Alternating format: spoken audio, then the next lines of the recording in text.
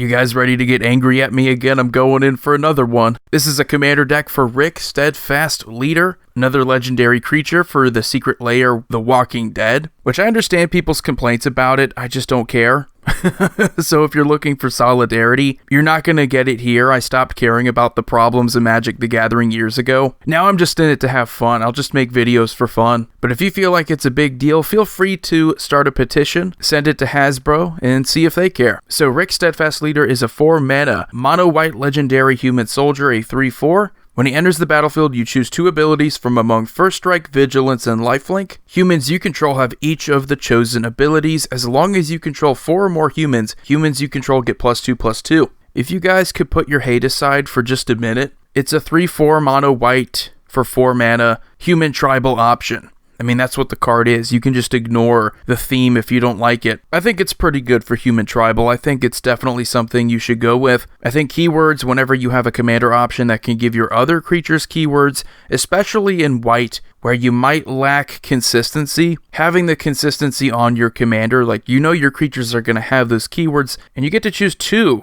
out of those 3. And they're pretty good keywords. First Strike, great in combat. Vigilance means you don't have to tap your creatures. And Lifelink, hey, if you need a way to recover, Lifelink's a pretty good way. And on top of that, as long as you control 4 or more humans, which in mono white, we have token creators, there's a ton of ways that we can get 4 more. They all get +2/+2. I think he's a pretty sweet commander option, and I'm going to try my best to make a fun and interesting deck, although it is going to be just mono white tribal, so maybe not the most unique strategy. So to start it off with the most boring part of the deck, our lands, we don't really have too much going here. We have Arch of Orazca, gives us card draw, I guess, for 5 mana. We can tap it to draw a card if we have the City's Blessing. We have Castle Ardenvale. Token creators, be careful of the ones that just say like 1/1 Soldier or 1/1 White Warrior. It has to say human creature token or it doesn't really count, and you want more humans. We have Cavern of Souls just to make a human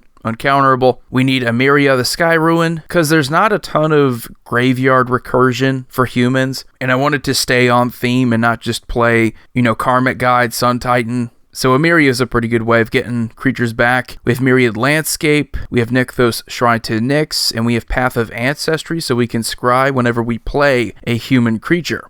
Now talking about creatures, we have 31 of them. This isn't how I usually split up my decks, but considering it's not a crazy complicated strategy, you're just playing humans and benefiting off of human synergies. We have Champion of the Parish. 1 mana, 1/1. Whenever another human enters the battlefield under your control, it gets a +1/+1 counter. We have Mother of Runes. Good old mom. Can tap to give protection from a color. Serra Ascendant. Can't really beat this kind of 1-drop. It is a human monk, by the way. We have Weathered Wayfarer. Fantastic card. Love the land tax kind of cards where you get land search if an opponent has more lands than you. Weathered Wayfarer can be a specific land, so it's even better. We have Grand Abolisher, Human Cleric, obviously wonderful to stop our opponents from ruining whatever we have on our turn. We have Handwire Militia Captain. If we have 4 or more creatures, we can transform it into Westvale Cult Leader. Power and toughness equal to the number of creatures we control, and at the beginning of our end step, we put a 1/1 white and black Human Cleric creature token onto the battlefield, so we get even more humans. Knight of the White Orchid, we get a Plains, good Plains search. Metallic Mimic.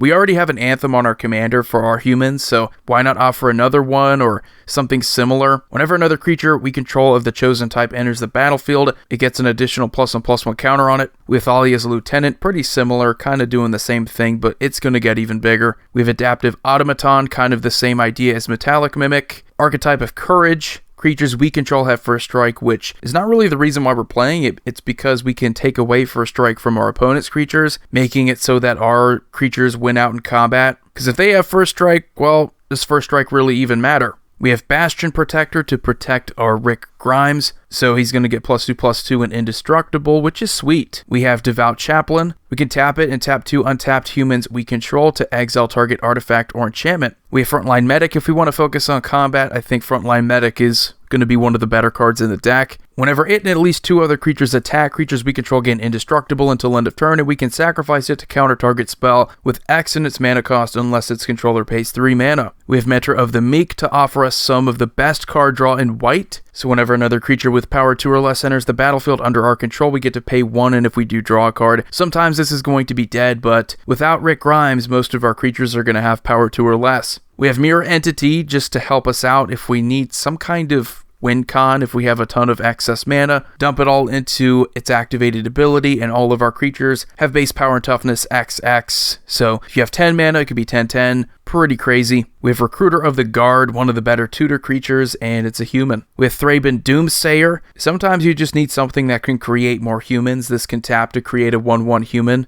And it has Fateful Hour, so as long as we have 5 or less life, other creatures we control get +2/+2. And then we have Verge Rangers. This is kind of like White's less dependable Courser of Kruphix, which, believe it or not, is still good.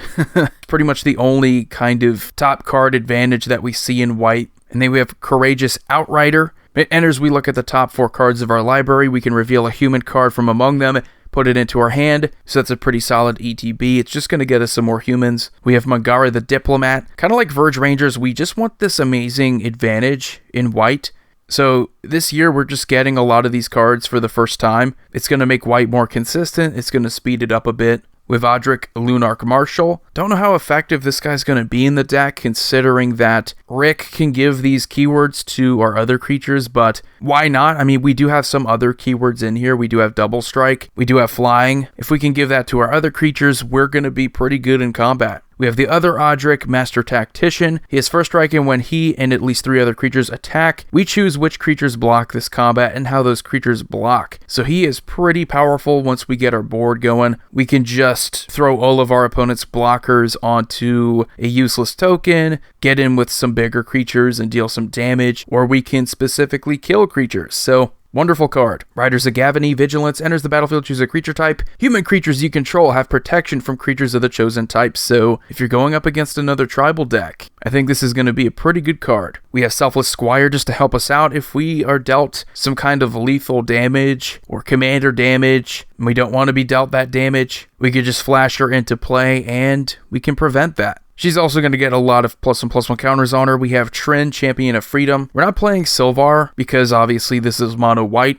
but she's just in here to get more tokens. So at the beginning of our end step, if we attack this turn, we create a 1/1 white human soldier creature token, so more humans. We have Angelic Overseer. As long as we control a human, Angelic Overseer has hexproof and indestructible, so this is one of the creatures that could be good with Odric Lunarch Marshal. And then we have Avenging Huntbonder, a double strike human, a 3/3, so this could be really good if we give it Vigilance and Lifelink. Whenever it attacks, we put a double strike counter on another attacking creature. Then we have Reverent Hoplite.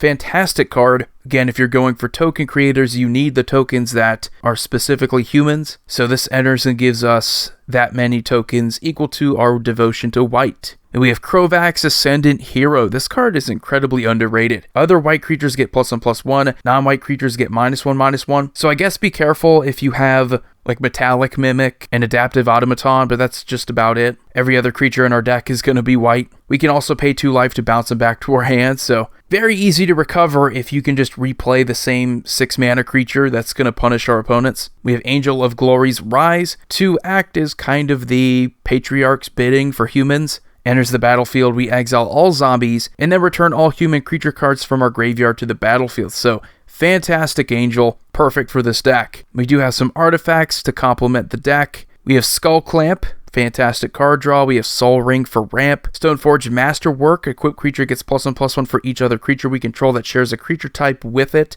So if you have First Strike, Vigilance, Lifelink, you get those good keywords. More power is exactly what you need. We have Wayfarer's Bauble, give us a little bit more ramp. Arcane Signet, Endless Atlas. It's really hard to beat this kind of card draw in white when every turn you can just pay 2 mana and tap it to draw a card. It's always going to be active in mono white. You don't have to worry about that. We have 30 planes. Lightning Greaves, just to protect our mono white commander. We don't really have too many other ways. We have Marble Diamond as more ramp. Mind Stone is ramp.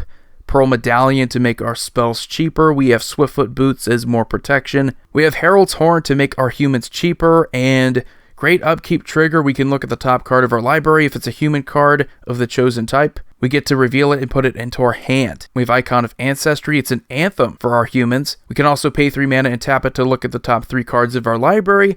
We can reveal a creature card of the chosen type from among them and put it into our hand. We put the rest on the bottom of our library in a random order. We have Door of Destinies just to give more power and toughness to our humans. We have Vanquisher's Banner. It's another anthem, but whenever we play a human, we get to draw a card. So again, this is mono white. You want something like this. And then we have Obelisk of Erd to finish off the anthems. If you have a lot of tokens, Convoke is pretty easy to play. Gives all of our humans +2/+2. We do have some awesome enchantments here. We have Land Tax at the beginning of our upkeep. If an opponent controls more lands, we get to search up 3 basic land cards, so we're going to get our plains. We have Sanctuary Lockdown. Humans we control get +1/+1. We could pay 2 mana and tap 2 untapped humans to tap target creature an opponent controls. Doesn't sound super powerful, but if we're going up against commander damage, we can tap down a commander. We have Kindred Boon. Enters the battlefield. We choose a creature type, so human. We can pay 2 mana to put a divinity counter on target creature we control. Each creature we control with a divinity counter on it has Indestructible. And then we have Smothering Tithe because it's one of the best value cards in white.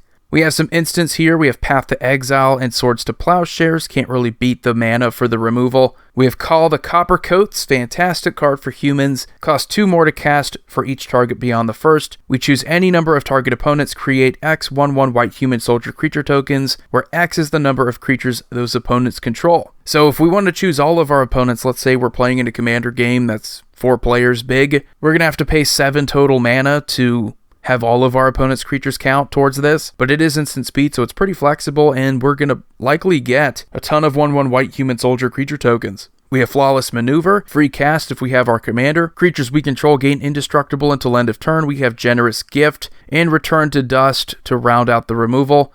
Then we have some sorceries. We have Seven's Reclamation. Really good card, I think, situationally. If you only have 3 mana to spend, you can get a creature back from your graveyard and do other things. I'm starting to like it, maybe not as much as Sun Titan, but it's growing on me. We have Increasing Devotion, another flashback spell. We can create 5 1/1 humans, and if it was cast from a graveyard, we create 10 of those instead, so pretty powerful spell. We have Austere Command and Dusk to Dawn. Get some sorcery removal here. Dusk to Dawn, while it's not going to provide us with versatile removal, it is nice if we can destroy all the big creatures and then bring back all our tiny humans. And to finish off the deck, we do have Elspeth, Sun's Nemesis. Sun's Champion is awesome because it can create 1/1 white soldiers, like 3 of them on her plus. But this can create 2 1/1 white human soldier creature tokens with her -2. So I think it's preferable. Don't really care about her other abilities, and she does have an escape cost, so we get some second usage out of her. But anyway, guys, let me know what you think about Rick, Steadfast Leader. Again, I don't really care about the drama. It doesn't bother me. Some people were like, well, they should have made it silver bordered. Okay, let's pretend that they did. It's silly that people are getting upset about Magic the Gathering now.